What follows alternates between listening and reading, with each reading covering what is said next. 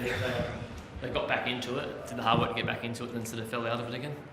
Yeah, I think the game was won probably in two blocks. I think they scored 3 tries in consecutive sets first half, and then 3 tries consecutive sets in the second half. So, inside of those 6 sets, we either gave them field position, through a penalty or, fundamentals. And, they're a very good side, aren't they? So they made us pay, So it's disappointing because I got higher expectations than what we showed today.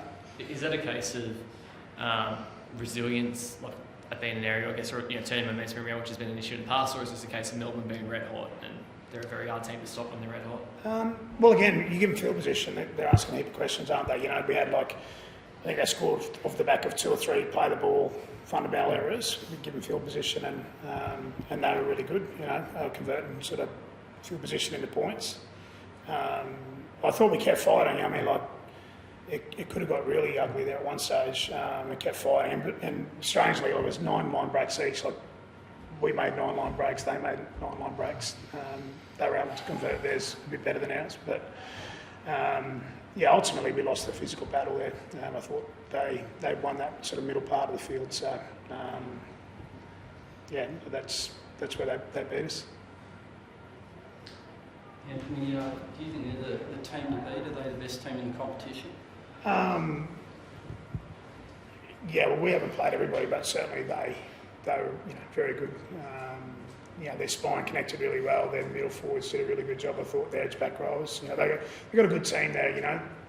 It's the team that made the grand final. And, I thought Stefano was very good for them tonight as well. So they're obviously one of the benchmark teams, if not the benchmark team. But they're too good for us tonight. So you've got a difficult period at Perth, they leave tomorrow, is that right? Yeah. How are you going to handle that? Have you worked out how you handle that period? Will you rest some players? Will you give some players time off? Well, we're well planned with regards to player loads and so on. But unfortunately, we've got a number of injuries, so I don't think there's any opportunity to rest any players or anything like that. But it's one job at a time. I'm not going to worry about 11 days down the track or whatever it is. We're really narrow focus. We've got to move on pretty quickly. We'll get over to Perth tomorrow. We've got to review the game and we've got to move on quick after that and focus on the Sharks next Saturday. So, I think we were well beaten tonight. We were outplayed tonight. But there was also some parts of the game.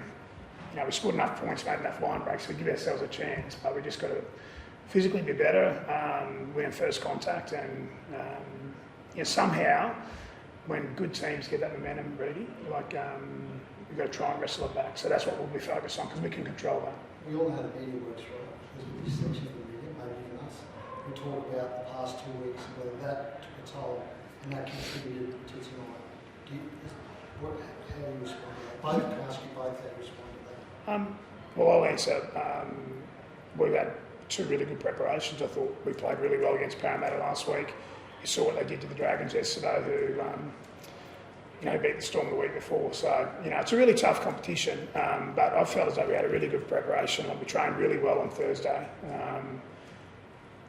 But sometimes you're outplayed. Sometimes, teams are better on the dot on the day than you are, and that's what I felt like today. How far away is Lockie Croker? Hopefully round 7. Yeah, hopefully round 7. Him and Tommy Talau as well. Matt Lodge? Lodgie's on a part-time deal, so we can't use Lodgie till round 11. But Tommy Talau and Croaks will be good ins for us. I think Croaks, they both had interrupted pre-seasons, but all going well. They'll be back for round 7, which is good. Yeah, I think Sabi's he's got a high ankle sprain there. They tell me it's minor, but I don't know whether he'll be available this week or not. Which would be disappointing for us and for Sabi because he's had a pretty fair start to the season. Is that the same he had? He had 2 seconds. Yeah, no, it's the other one. Yeah. But they tell me it's not too bad. Yeah. Bailey, how do you assess that? I think Steve summed it up pretty well, mate. There's a lot to our game that we have to go and own and review.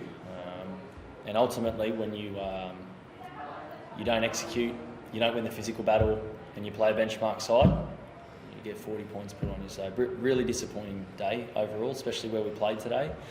I'd like to have a bit more pride in our performance, but yeah, we were off and they were fantastic, and that's footy. We don't get the result. All good. Thanks, guys. Cheers, guys.